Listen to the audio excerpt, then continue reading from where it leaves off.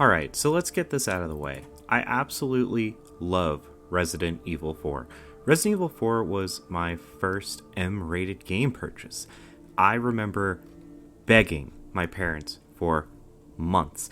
In fact, I even went so far as to import Biohazard 4 because they censored some of the violence to be able to play it. Heads didn't explode, a few other little things. And don't worry, there's going to be more about censorship in this review. You pervert!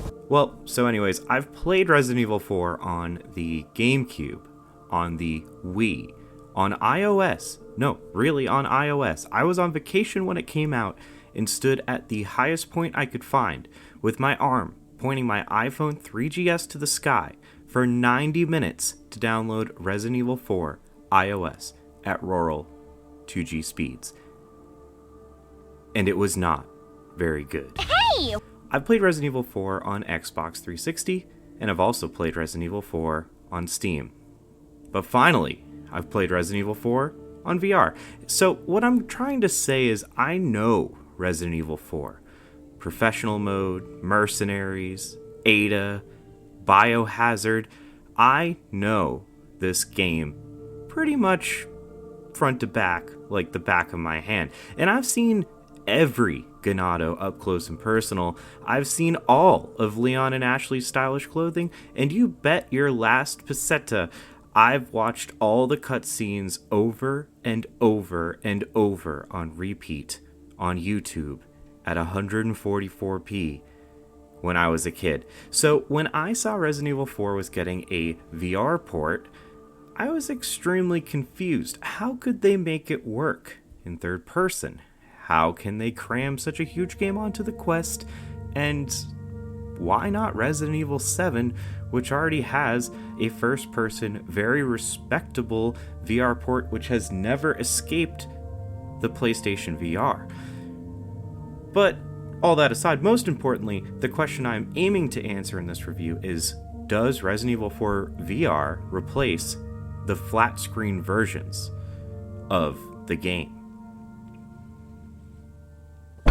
Resident Evil 4. So people have wanted a Resident Evil 4 remake for a very long time. I've wanted one for a very long time, especially coming hot off the heels of the wildly successful Resident Evil 2 remake and the, well, remake of Resident Evil 3. Well, wait no longer, because this is the Resident Evil 4 remake. I mean, I'm sure we'll get a flat screen remake, but just hear me out with this one. This ain't your grandpa's Resident Evil 4. This game looks good. Everything has either been redone or has been significantly upscaled. This is by far the best Quest 2 has ever looked. And this game sucks you in so well that I'm just gonna have to play a peaceful montage of me straight chillin' in different various Resident Evil 4 locations.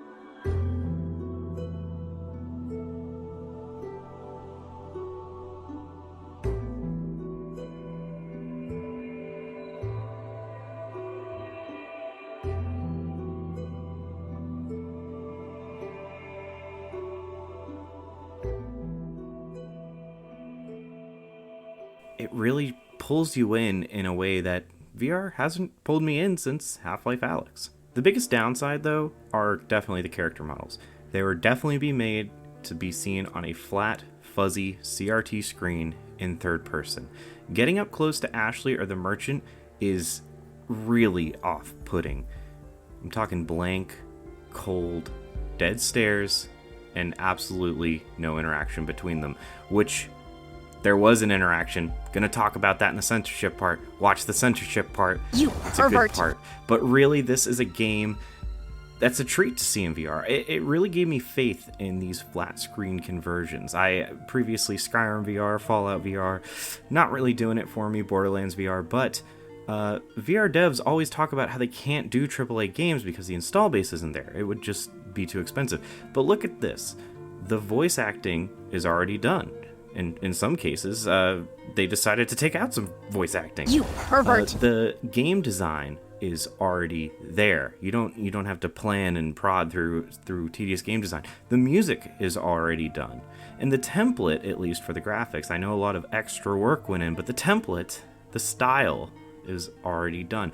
So I'm not saying that this project was a walk in the park, but using pre-existing AAA games with lots of recyclable content for future ports, well, consider me on board. And I'm looking forward to San Andreas, assuming, of course, it's not using the definitive edition code. Oh shit, here we go again.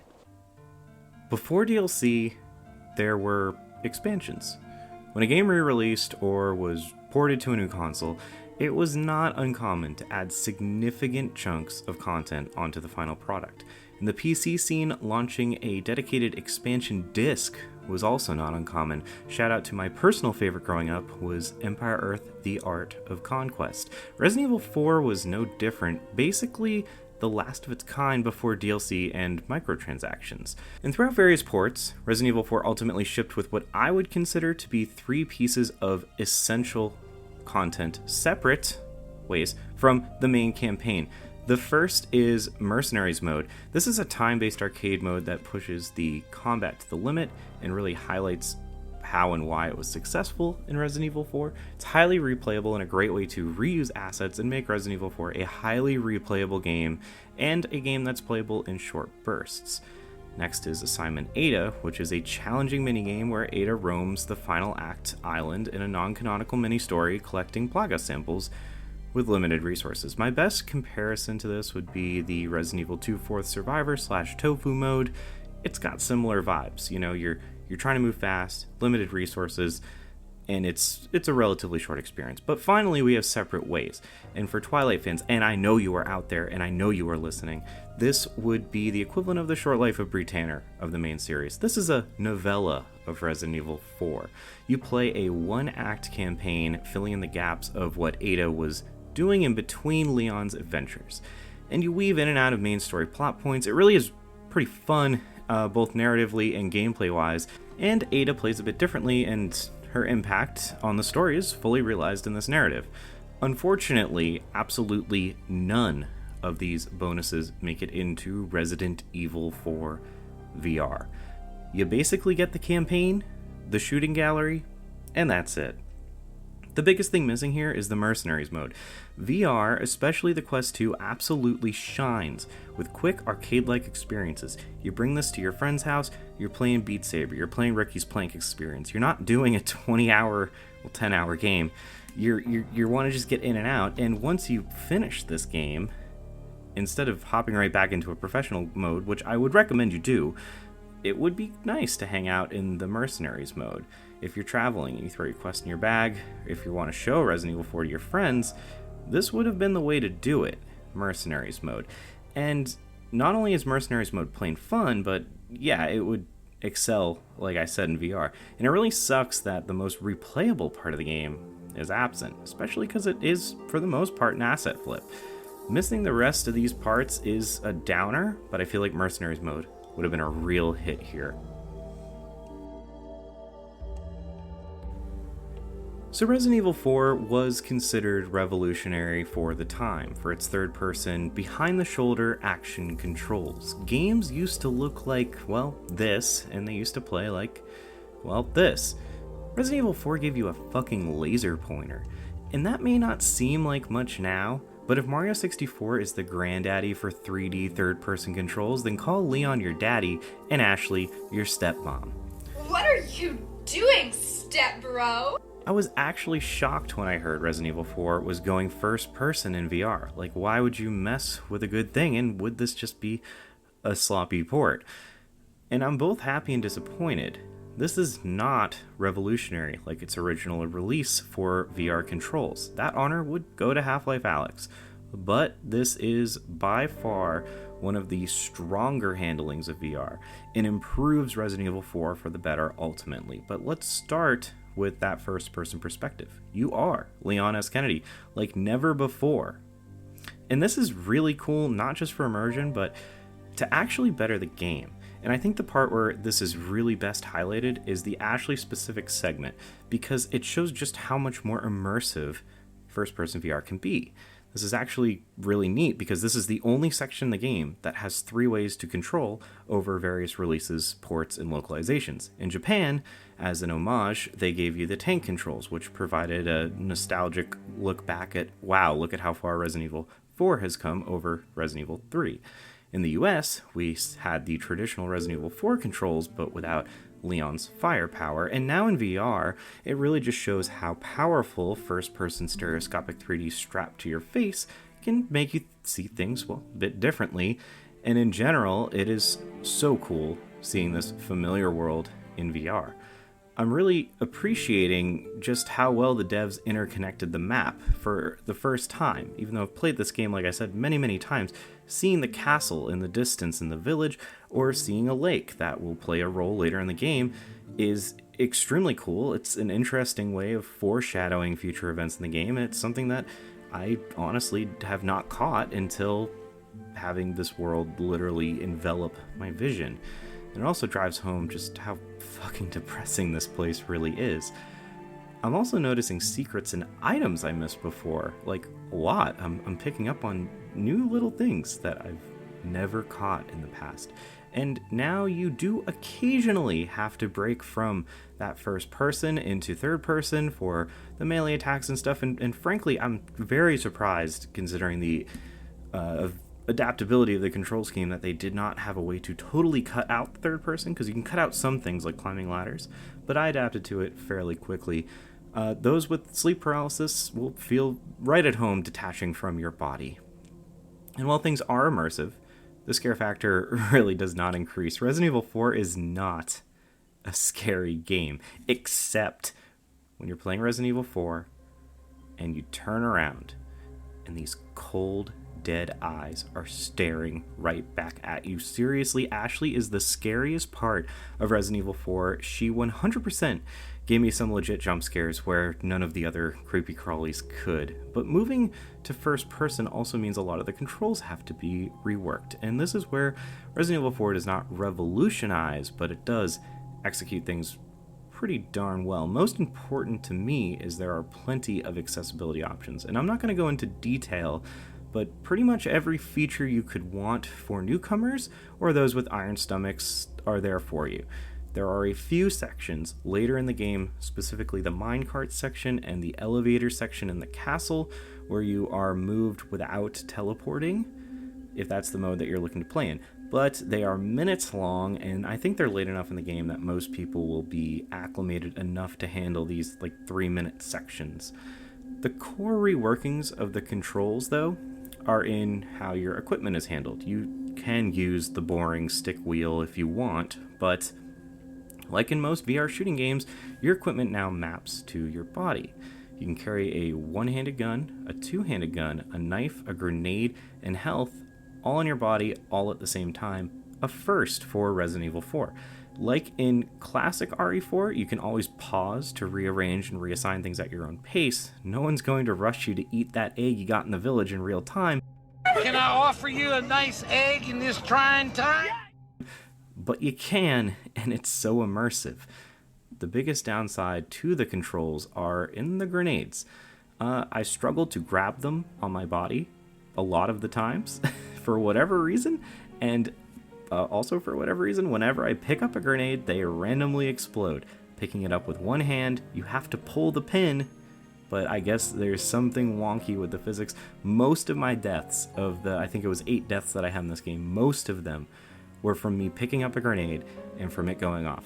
No clue what's going on there, but that seems innocuous enough that it could be patchable. Other additions to controls are picking up items, no more freezing the game for that pause screen to show you that you got some money, and puzzles are now fully interactable, which for me goes a long way in this feeling like it's not just a quick, cheap VR port, and where Ashley's section comes together to best highlight the first-person aspect of VR.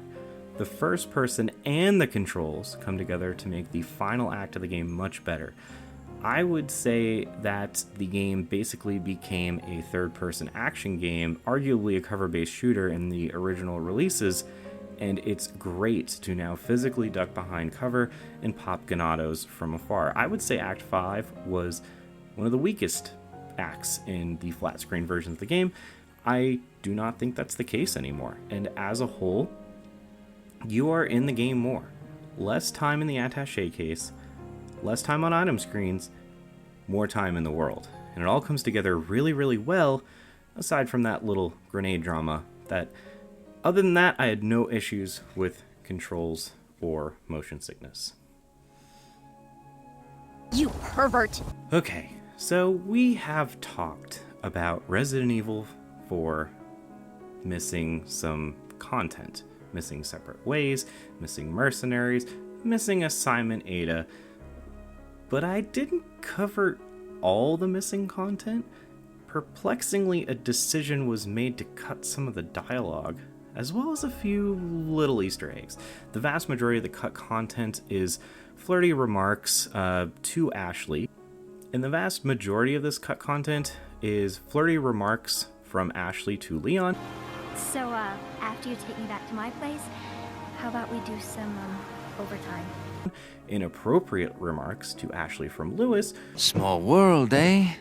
Well, I see that the president's equipped his daughter with ballistics, too. Or inappropriate remarks in general from Leon. Leon, I hope you can hear me.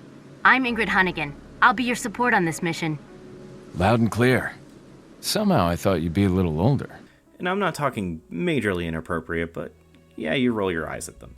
They have also censored the Ashley model, and she no longer reacts when you look up her skirt. Hey! What are you looking at?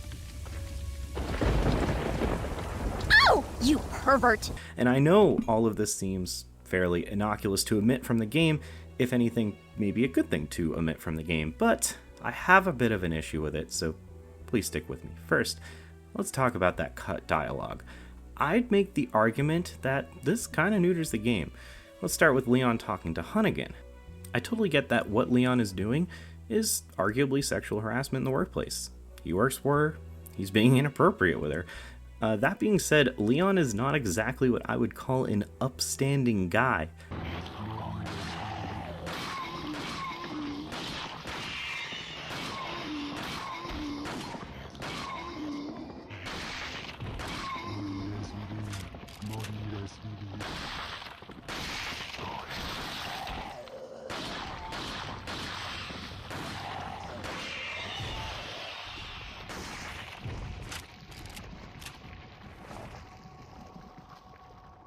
He killed 899 people during my playthrough to save the president's daughter. And let me tell you, buddy, I would flirt with someone in the workplace long before I kill 899 people to save Hunter Biden.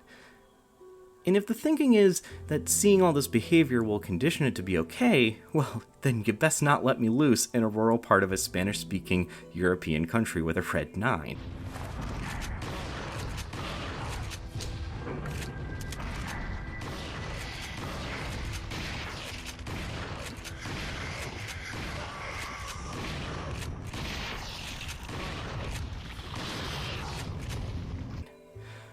More important to the actual characters, Leon loses contact with Hunnigan about halfway through the game. You see, in the original game, their plot is picked up at the end, providing full circle conclusion to the character arcs. And in this game, nothing. You lose contact with Hunnigan, you never see Hunnigan again. Keep in mind she shows up helping Leon in later entries, in an iPhone version and in Resident Evil 6. Hunnigan is present in the Resident Evil universe, and it's kind of weird that their relationship ends abruptly in this port. Most of the rest of the cut dialogue is occasional one-liners, but it really does strip the characters who already had so few lines to begin with down to plot devices. And why is it so bad that Ashley asks Leon to bone? She's 20. He's an adult. What's the problem? I guess I'm just a little perplexed about the double standard of what got to stay.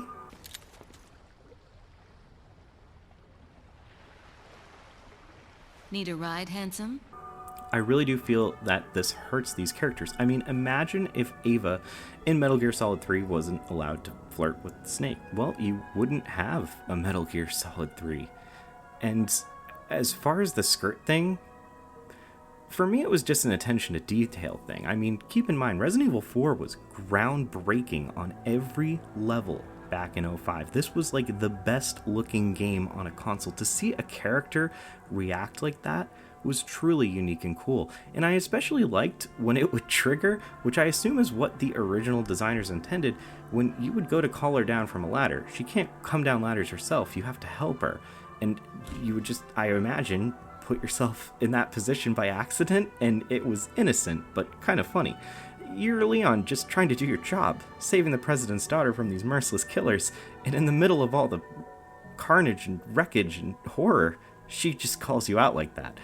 I think it added some character for the both of them, character that has now been replaced with this blank stare. Maybe they could have put a disclaimer, saying that the lizard man maybe doesn't condone the conversations in the game.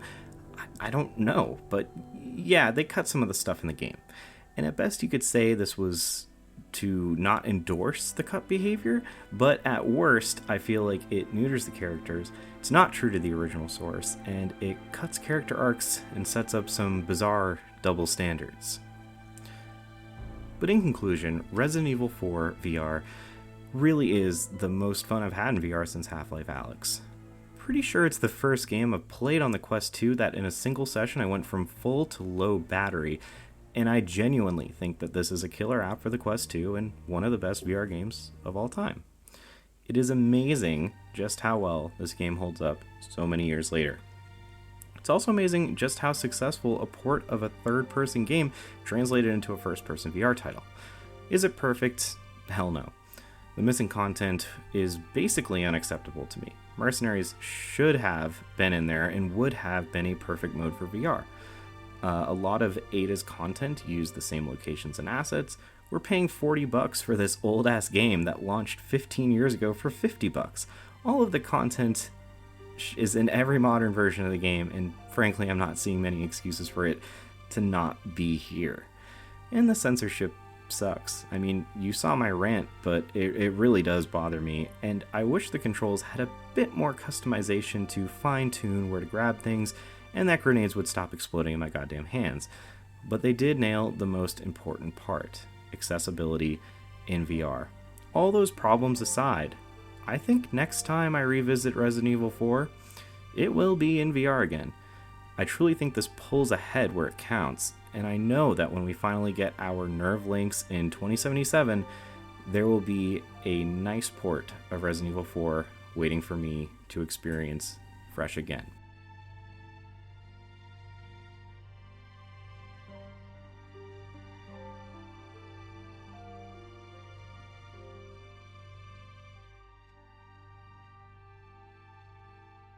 You pervert!